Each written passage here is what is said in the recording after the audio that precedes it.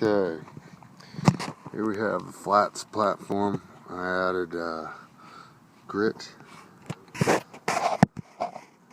and flake so it's slip proof. Painted it white so it stays weather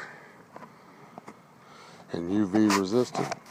And you'll see here that we painted the bottom of the floor with cool deck material. Added beige to the paint so it gives it grit. UV resistant, and it is 38% cooler than it would be otherwise. Went like a dream. So pleased with the outcome, and the test of time